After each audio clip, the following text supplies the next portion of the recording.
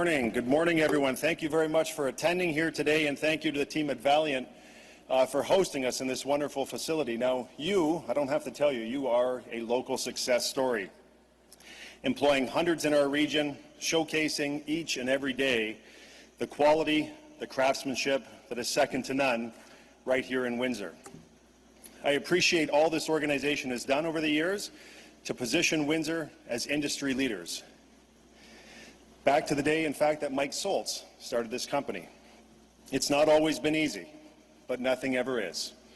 And just as running a successful business can be a challenge, there's no doubt that government and politics can be a challenge too, especially in the last few years with the onset of the global pandemic. I can speak from personal experience. It has been an exceptionally difficult time for elected officials and public servants, and I can only imagine the difficulties that the province has faced over this time as well. While it's easy to criticize and to second guess, it is so much more difficult to lead, to make the important decisions that balance public health with economic well-being. And Premier, I want to acknowledge the toll that these past 2 years must have taken on you, and I want to thank you. I want to thank you for guiding our province through the pandemic with such honesty, with such candor, and with such resilience. I also want to, absolutely.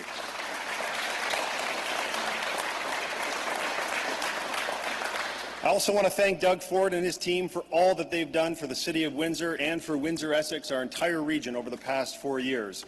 There are shovels in the ground as we speak, twinning Highway 3 in the County of Essex. We have finally received, at long last, a commitment to the new Regional Acute Care Hospital.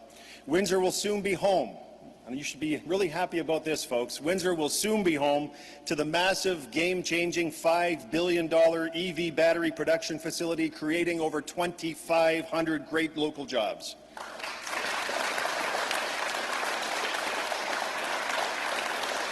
And if that's not enough, just a week ago, the Premier was back in town with the Prime Minister to announce another 650 local jobs at Stellantis and their advanced research and development facility, production line upgrades at our largest employer, and the return of the third shift.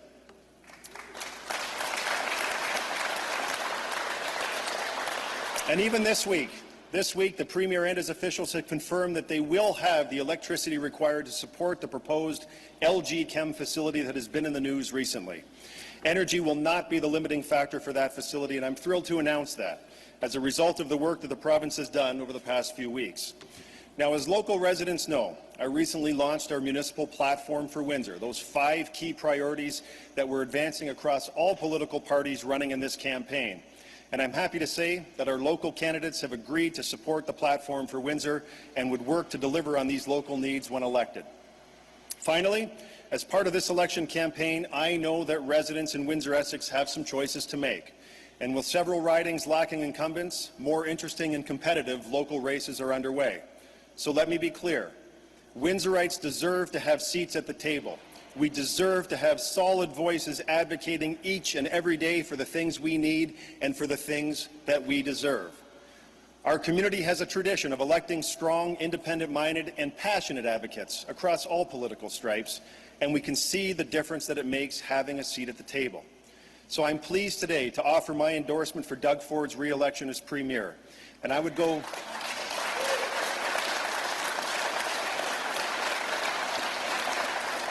one step further, and I will ask the public to please, please, please send some MPPs from our region to Queen's Park that we will actually have seats and voices around the government table.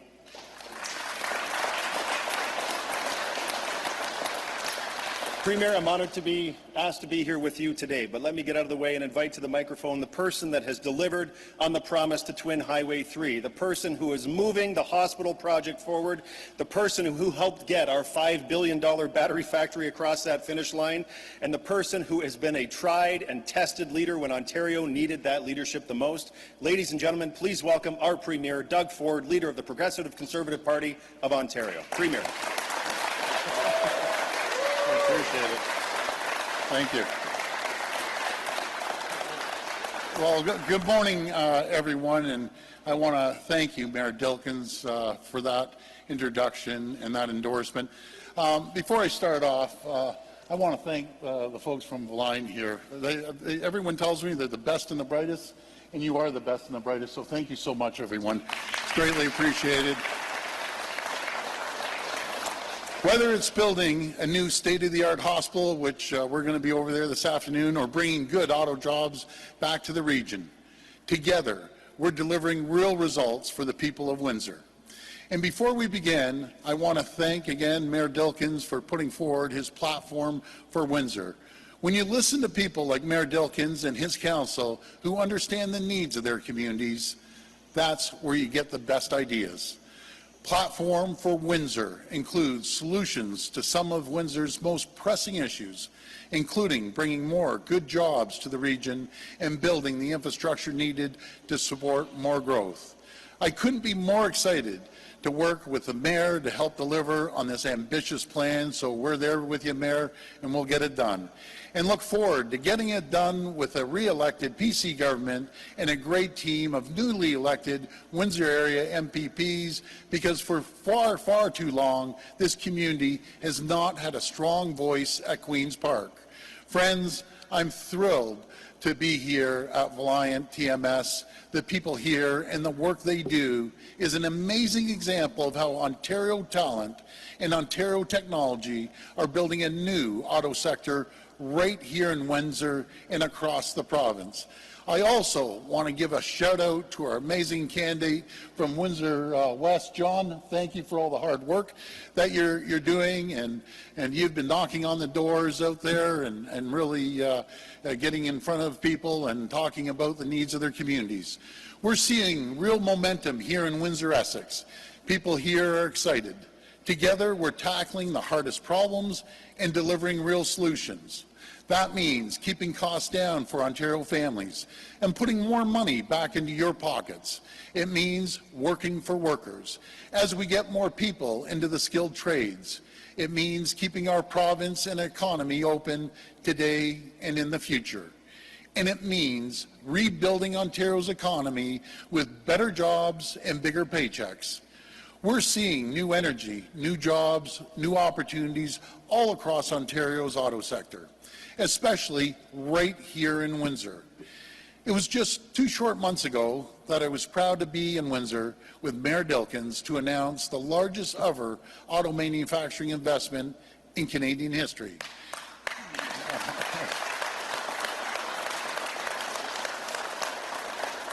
LG Energy Solutions and Stellantis are investing more than $5 billion. I repeat, $5 billion to manufacture batteries for electric vehicles right here. This investment will create 2,500 new direct jobs and countless more across the supply chain. They always say 7 to 1. While this investment was historic, it was not alone. In less than 2 years, in only 18 months, we've secured $14 billion in new investments. We're breathing new life into Ontario's auto sector and returning to our rightful place as a manufacturing powerhouse. The number and size of investments is absolutely incredible. So here we go, folks. It's $1.8 billion from Ford Motor Company to produce 5 new EV models at its Oakville Assembly Complex, as well as the installation of a battery pack assembly line. $2 billion from General Motors to upgrade the company's Oshawa and Ingersoll manufacturing facilities to deliver company's next generation of vehicles. $1.4 billion from Honda to upgrade and retool its plant in Alliston to manufacture hybrid vehicles. $3.6 billion from Stellantis to retool and modernize its assembly plants in Brampton and Windsor to produce electric vehicles and establish 2 new research and development centers focused on electric vehicles and battery technology. None of these investments would have been possible without the cooperation among all 3 levels of government. Because of these investments, Windsor's economy will grow rapidly, and so too will demand for clean, reliable, made-in-Ontario electricity. Total demand in southwestern Ontario will more than double in the next 5 years.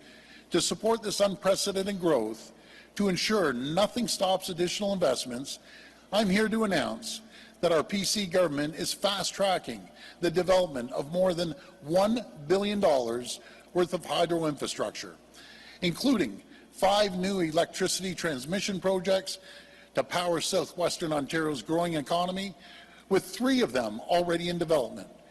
We will stop at nothing to build the necessary infrastructure to support these investments.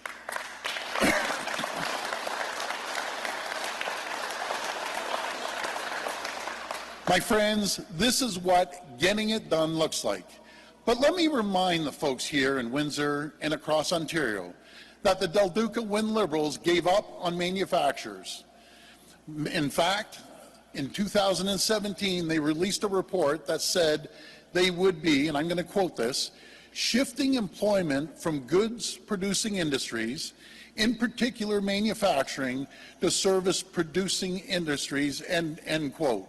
They gave up on manufacturing jobs and workers here in Windsor-Essex, throughout southwestern Ontario, and across the province. They stood by and watched 300,000 manufacturing jobs leave the province. And I'm just going to compare that. They lost 300,000 jobs. As we stand now, there's 550,000 new jobs in Ontario, with 338,000 waiting for people to fill the jobs. And as for the NDP, Andrew Horwath has given up on workers. They opposed our plan to reopen the auto sector and bring good manufacturing jobs back to Ontario. They say no to jobs, we say yes to jobs. And no, they say no to building, we say yes to building. They would be an economic disaster for Ontario. We cannot let the Liberals take us back. We cannot let the NDP hold us back. While they say no, we're saying yes. Here in Windsor-Essex, we are saying yes to twinning Highway 3 between Leamington and Essex, yes to building the new state-of-the-art Windsor-Essex Regional Hospital. We're saying yes to expanding access to high-speed internet and natural gas, yes to building 1.5 million homes across Ontario, and we're saying yes to keeping costs down by lowering gas taxes and cancelling the license plate sticker tax. Make no mistake, Ontario's best days are still ahead, including right here in Windsor-Essex. But it's up to each and every one of us. It's up to each and every one of us to roll up our sleeves to get the work done. And folks, this is the choice we face on June the 2nd. It's a very clear choice. If you want excuses, if you want more delays and more empty talk, well, you have a lot of options in this election. But if you want to get it done, you have one choice, the Ontario PCs. We're ready to get it done. Friends, we have the team, we have the vision, and we have the plan. So on June the 2nd, everybody, let's do it. Let's get it done. Thank you, and God bless the people of Ontario. Thank you.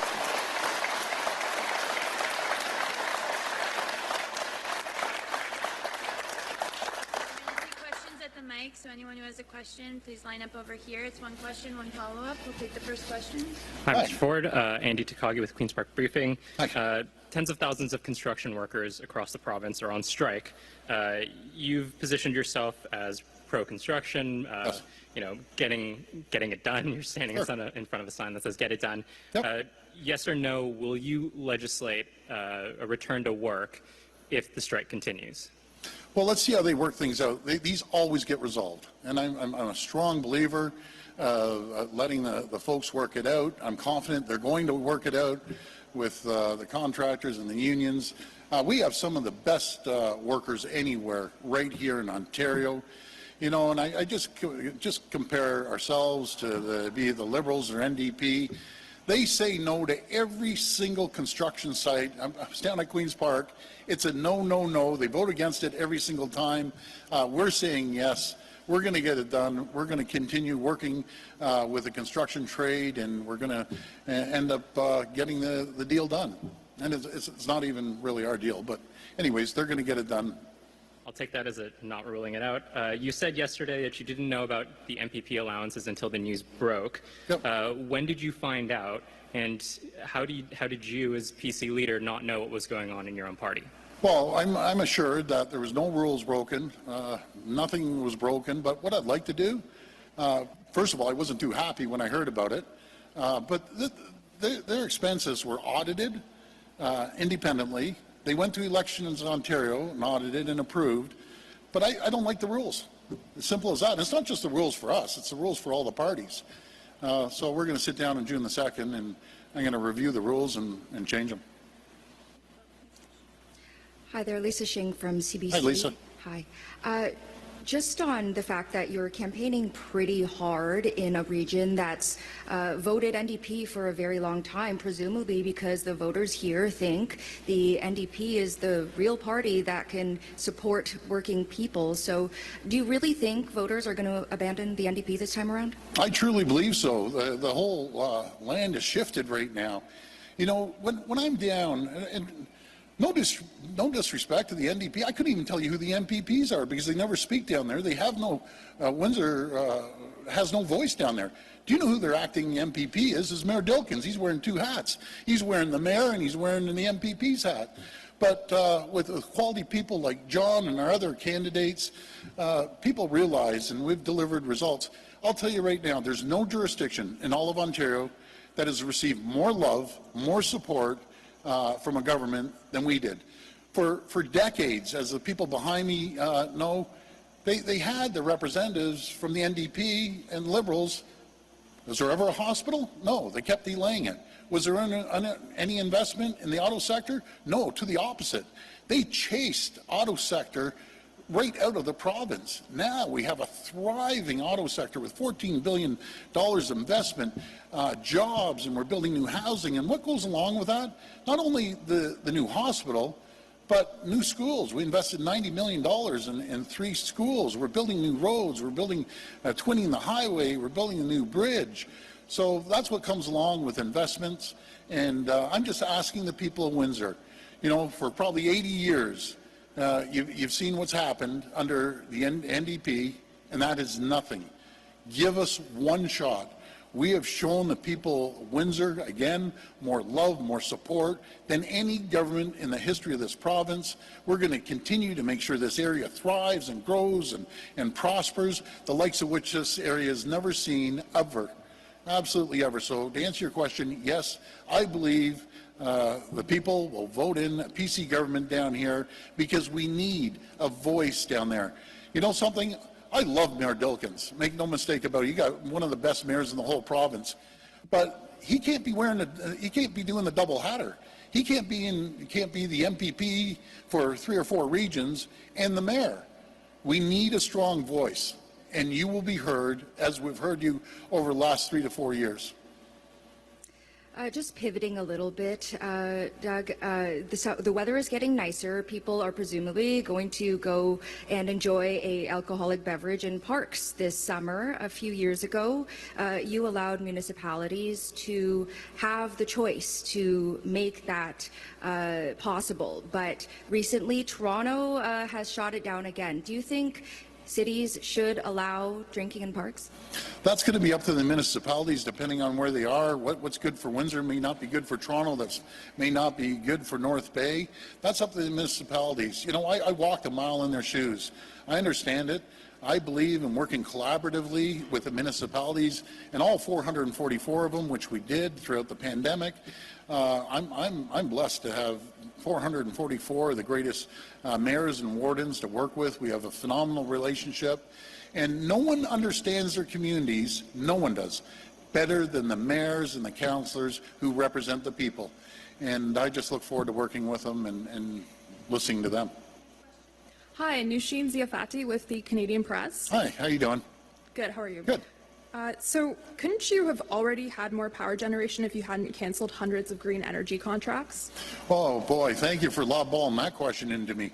That was the green energy scam, as I call it. The reason companies were leaving in the droves, absolutely in the droves, because, you know, they went to all their buddies, the previous government, and they put all the solar panels and the wind turbines, and guess what? They had a contract for 80 cents. Folks behind me, I want to ask you something. You go into a store and there's one product worth 80 cents per kilowatt, and by the way, everyone was paying for it, and there's another product of clean energy, clean nuclear energy, and by the way, we have 96% clean energy here in the province, at about 7 or 8 cents.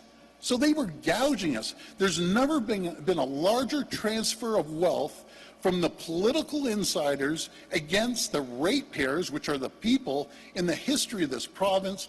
The biggest scam I've ever seen. We're getting clean energy. We believe in a strong, clean environment. That's why we're investing billions of dollars into electric vehicles. We're investing a huge amount in DeFasco, hundreds of millions of dollars actually. They're running on coal. That's like taking 1 million cars off the road. We're changing that over to electric arc furnace. The same with Sault Ste. Marie. We're doing the exact same thing up there on their steel plant and with Algoma. But we're going to continue focusing on the environment. But you can do that and create good jobs and have a clean environment too. We are going to be the capital of electric vehicles in North America because of our investment. But you don't scam people and take money right out of their pockets. That's unacceptable. So both the NDP and Liberals are proposing 4-day workweek pilot projects. Is that something you would be open to looking at as well, or would you have any concerns about those proposals? I don't get involved in the private sector. That's going to be up to them. There's companies. I know before I was in politics, we used to run four 12s, and then on the weekends people work three 12s. I'm sorry, 4 10s and then 3 12s on the weekend. But I'm not going to dictate to the companies what works best for them. It's up to them to tell us that they're going to be working 4 10s or 3 12s or whatever the makeup is. Hi, this is Elvis Nwemsi from Radio Canada. Hi. Mr. Ford, the Liberals are circulating a video of Palm Gills from 2015 where he said he got into politics to fight same-sex marriage. What is your reaction? You know, Parham Gill is an outstanding minister. He's working hard for the people of Milton. And, you know, that's the first time I've heard of it, so I can't comment on that. But I can tell you one thing. He represents the people of Milton. He's a great minister, and I look forward to him moving forward with our government. Okay, I don't know if you remember, but a couple of months ago I asked you this question, so I'm coming back with the same question. You promised in 2018, you promised to learn French. Yep. You have not. Do you promise to learn French if you are re-elected? Well, I'll be full disclosure. I was taking French lessons right up to, you know, even some parts where we were able to gather in the pandemic. I'm committed to learn French. We have 600,000 Francophone Ontarians living right here. I support them. And we're the only government that's actually dedicated to French universities. We're the only government that went with a Francophone economic strategy. So we've given the Francophone Ontarians more love than they've ever seen. And I support them 100%, and I'll continue to learn French. Hi, Maureen with Blackburn News. Hi, Maureen. Hi. You made some promises here about fast-tracking some transmission lines. What exactly does that mean? What assurances can companies have that it's going to be here if they choose to, you know, build their companies here? So we have the 3 transmission lines moving forward in a rapid fashion, and that's going to be able to handle all the electricity needs that are needed in southwestern Ontario. But we have 2 more ready to go. As soon as we see the peak, we'll get it done. And we'll make sure that we have enough electricity to support any company that wants to open up here. Next question. Hi there, it's Jennifer from CBC Windsor. Hi, Jennifer. Can you share just a few more details on how and why Windsor went from being unable to support the LG Chem plant to now being able to bring it online?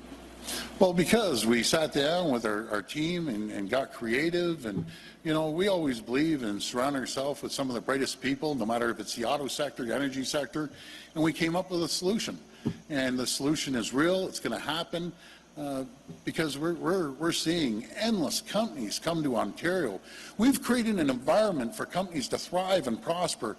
We've taken $7 billion of burden off the backs of companies to make sure we're competitive. Because right now, we aren't competing against the people down the street any longer. We're competing against Europe, the United States, over in Asia, everywhere in the world. And the previous government made us uncompetitive.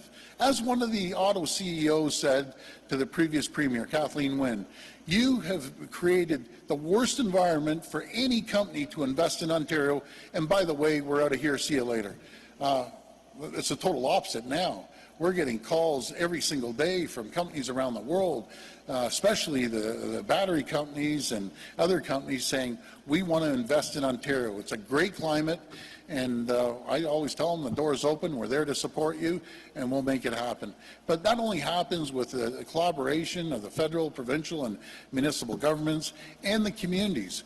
And there hasn't been a stronger community to support the growth here than the people that live here in Windsor. And that's why, once again, I got to stress this, folks, we need a voice down at Queen's Park for the people of Windsor. I just can't emphasize it enough. Right now, everything's happening in Windsor. There has been absolutely no voice. I haven't even heard a squeak out of whoever represents you down here, because I don't even know their names. We need strong representation here in Windsor. How will your government ensure that Windsor and southwestern Ontario is really ahead of the game, so to say, next time, so that this sort of loss of an opportunity that initially happened doesn't happen again? I don't think any loss. All I've been seeing is gains. So I guess there was some rumor mill that they didn't have electricity. We ended up getting the electricity that we needed. So we're going to move forward on it. I think all there is has been gains here, no matter if it's the hospital or the highways or the LG investment or the Stellantis investment, LG Chemicals, all of them. We welcome them. And we'll make sure doing business here in Ontario is easy. Welcome back to Windsor. Bob Belichico, CTV News. Just following up on Jennifer here. It was to my understanding that this was pretty much off the table with LG Chem. Was there a sense of urgency on your part, on the province's part, to clear the waters on what truly was happening and that energy wasn't the problem? Well, I think we've created that environment. Once again, people are flooding here. Just look what we've done in 18 short months. We went from inheriting a province that lost 300,000 jobs, mostly the auto sector, to $14 billion of investment in 18 months, and billions of dollars more around the world are coming to Ontario. They look at the supply chain. It starts in the north at the critical mineral strategy, and we have more critical minerals than anywhere in the world right here in Ontario. So we're going to unleash the critical mineral strategy. It's flowing down through Hamilton and through Algoma with the electric arc furnaces. I call it green steel, and it's flowing all through the auto sector, and no one's benefiting more than Windsor. Windsor's going to benefit more than anyone out there, and I always say it's a partnership, the supply chain. You know, the north couldn't exist without the south, and the south can't exist without the north. That's what makes Ontario great. We're all working together. Good morning, Rob Hindy from AM 800. Just wondering if you talked to Mayor Dilkens about the EC Road Expressway. If your party is elected, will the province upload it, take it over? Well, I'm always in support of what Mayor Dilkens has done in the past and in the future. I'll be supportive of Mayor Dilkens and his plan to get Windsor moving forward. You know, again, I'm going to go back, and I don't say this at every town I go to. Folks, you have the best mayor in Ontario. The guy's great. He has really moved things forward. The LG investment wouldn't happen without him. Stellantis wouldn't happen without him. The hospital wouldn't happen without him. Twinning Highway 3 wouldn't happen without him. The guy's a champion. So I look forward to working with him and bringing prosperity to Windsor. Thank you. Thank you. Thanks, everyone.